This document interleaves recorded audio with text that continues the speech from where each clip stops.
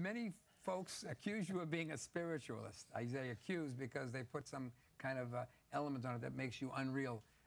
You write a lot about that environment.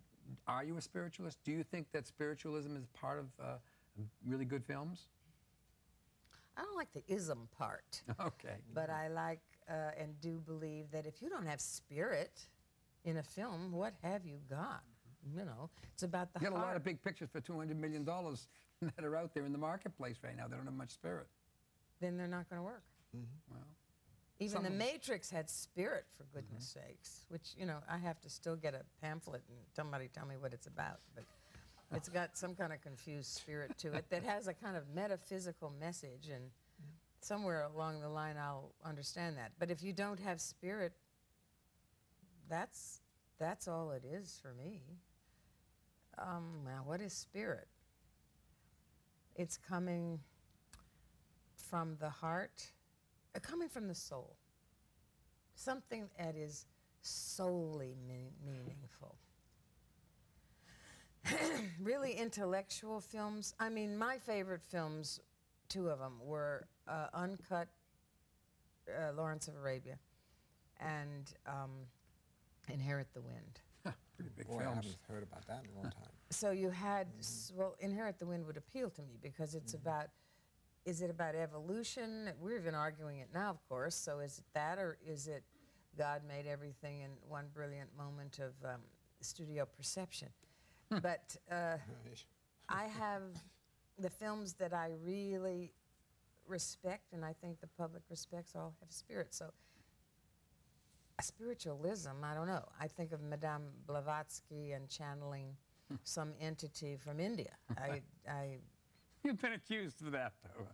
It didn't come from India. Right. Actually, it came from Burbank.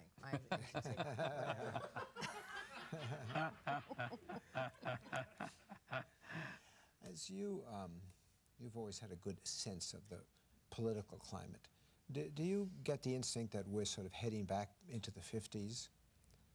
Since we're talking about spirituality, I think Bush and that crowd are very, very bad karma for this country. Very bad juju. Yes, yes. Look at it. Nature's pissed. So are we heading back to the 50s? No, I don't think we'll ever do that. But I think we're heading into, this is the only beginning of the way things have always been, and I think it is now the end of those times. And we have to now progress into a new brand of the future. And that isn't this crowd, in my opinion. What do you feel? Oh, that's the end of that. Where do you go from that question?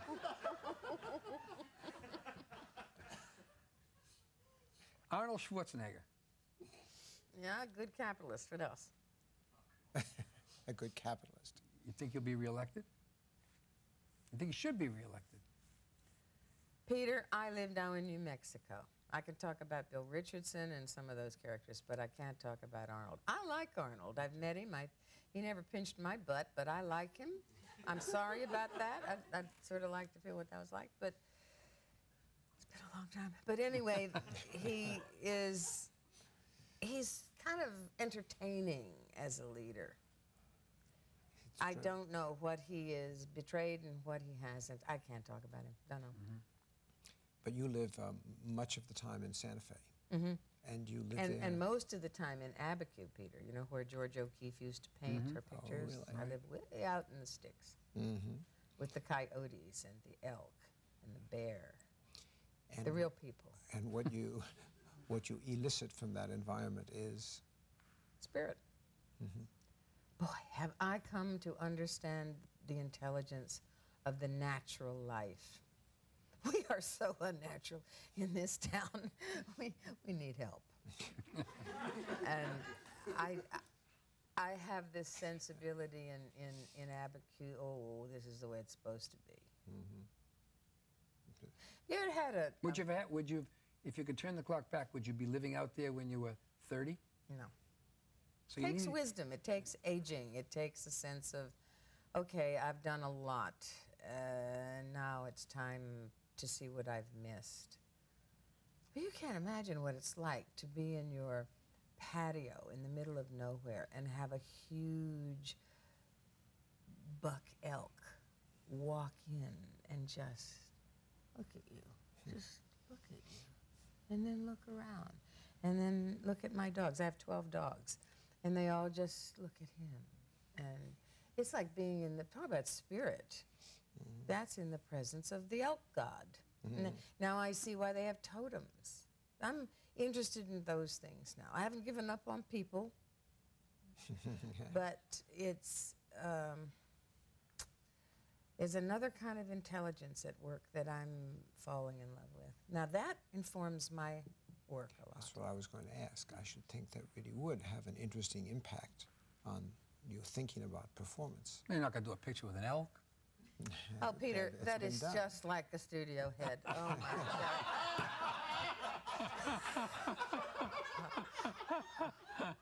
And you've got an alligator on your freaking shirt. Right. Where were we? We were talking about penguins. Yeah, look at that. Or look at the wonderful dog pictures that people see the soul that they miss in themselves in those animals. Yes. So now you're going to play Mrs. Robinson 30 years later. Did. Right. Yeah, we finished it. And I loved it. She's very raunchy, unlike me, of course. And she's,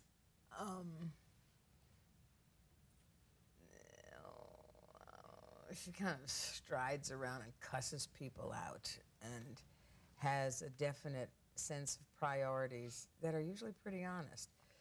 The way she was played in Mike's picture was basically, and I asked him The about Graduate.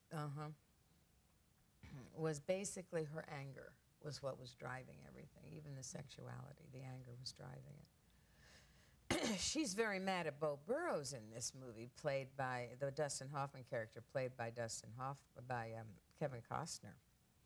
I sort of deck him, but I love the character. I would love to do a whole picture about Mrs. Robinson 30 years later. Yeah. You guys answer me a question.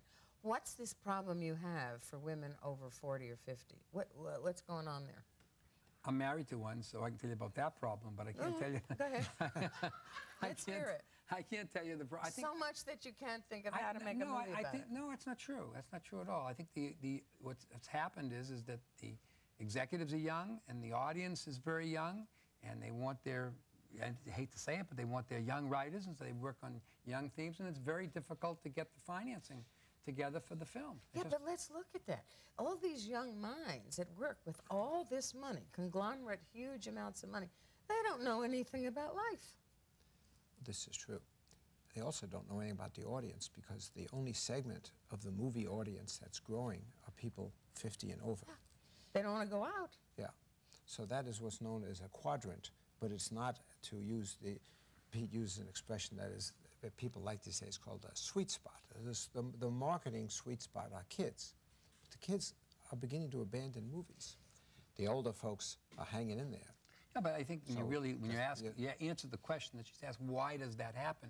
But it happens for a multitude of reasons. Not just the audience, the very young audience, not just the fact that the executives are younger and deal with their own people and their own themes, but there's a lot of reasons that has occurred. I don't think you necessarily have abandoned the market, but I don't think it is the sweet spot. And I think I personally, being older, love films that have a mature sense of wisdom about it. And well, so where is your vision? You love them, why don't you make them? I do make them. I do make them. But you're really more influenced by the younger need.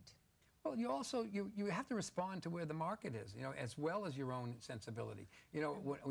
I've tried to make several films that were for an older audience. Really tried. Had all the money for them. What were they? Tried to make a film about Robert Capa. Robert Capa, the photographer, and it was very difficult. I had a major star who won the Academy Award, and I had 24 of the $28 million, and I couldn't get a domestic distributor. So you're talking about marketing again? I'm talking about the acceptance in the mainstream by the people that allow the film to get into the mainstream. See, in the old days, they would have sold their house and put up the 4.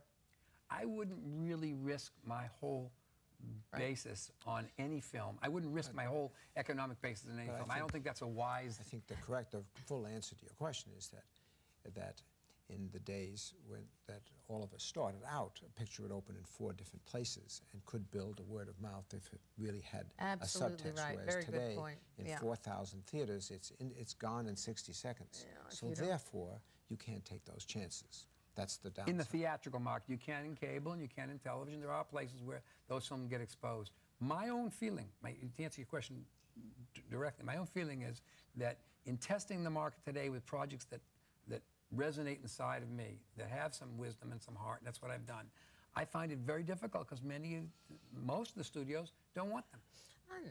I know, but you're a very persuasive guy, and you have I'd say he is. Sense of vision, future. It's a challenge. You talk them into it. Well, maybe we should start a fund. You don't want to put up the extra $4 million. Here's where it's coming from. This fund. That's right. Even if you have the money, I'll tell you, it's the distribution. It's not just, you can come with all the money.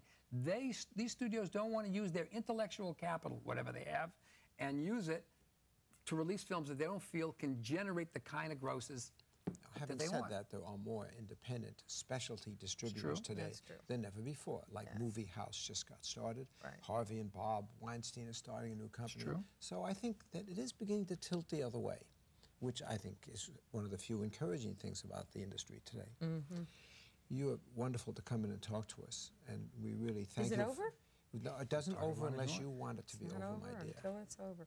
The fat lady is out there ready to sing. Okay. Bye. You're a Yes, sweetheart. dear. Thank you for talking Thank to you. us. You think I really admonished you? I hope so. I hope so. It feels good, though, from you. Think about it. It feels good from you. Google I like likes pain. I like it. It's I have pain it's every like day. that new commercial report card, and I want you to think about what we have discussed here today. Think of me as a 9-year-old who just gave you your report card. Goodbye. You know, tell you this, Shirley, that unless you come from your heart in the pictures you choose to do and choose to make, they won't succeed. You have to come from your own heart. But But everybody's it's not got that simple. somebody over. It's not that Yeah, simple. but, That's the but look, problem. even like I liked Bewitched. I thought it was a very amusing picture, but there was something a little cold about it. It didn't quite work. Do you It know? went more with the love story, the young people, Yeah, because that's right. marketing said so, Bad instead of choice. all these really endearing characters like Yeah. Endora and Michael right. Caine's character. Much more interesting characters. Much more. Yeah. Yeah. See, that was really, you could just feel it, sort of, Veer the off undertow. track. That's right. That's tough. What doing a picture costs $100 million, you listen to the studio. Yeah, but we would take a lot less money if we knew the studio was gambling too. Yeah. Yeah, but your agent wouldn't. Absolutely he would. Are you kidding? Well, I'd pull the rug out from under him if he didn't. So. No, it's not about money anymore. Neither is the world. The world is about humanity now. I hope so. I hope so. That's the only promise we have. But at the end of the day, what business we're in right now, the movie business right now, is really driven to a great extent by these mega tentpole pictures, by these big franchise films. They occupy, they converted the cinema from multiplexes. They converted the cinema from multiplexes, 16 or 18 films that every film could play in a theater. 16 or 18 different films. You know what's happened now? There are no more multiplexes. They're simulplexes. War of the Worlds at 7 o'clock, 7:10, 7:20, 7:25, 7:30, 8 o'clock, right? And then there's another film playing 4 times. So there's 3 films playing at the theater. So where does the other film come? Well, then somebody ought to have the popcorn concession that's in alliance with the studios, because you would go out and you'd see a triple or a double feature and eat up all that junk in the lobby. Yeah. If you knew that you could get out of a picture, go have your popcorn and whatever, make it a restaurant-friendly place, and then go into the next one. Come back and eat a little dinner, and then go into another one. Oh, I like that. It sounds good. We should get more people to do that. Can we do the same with the vodka? He always comes back to that, don't you? It's my first love. I've got to tell Bob Shear that you two sound exactly alike. Please do. Give him my best, too. He's a good guy. Yeah. Okay, thank you. Thank you so much. Really and I get terrific. the lights finally came down. You're great.